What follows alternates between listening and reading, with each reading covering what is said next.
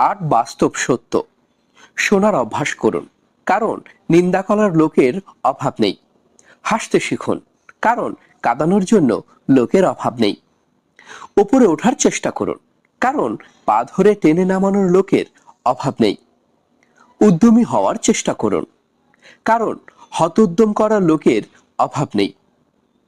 যিনি সত্যিকারের মানুষ, তিনি কখনোই নাস্তিক বা আস্তিক হন না, তিনি সবসময় বাস্তবিক হন।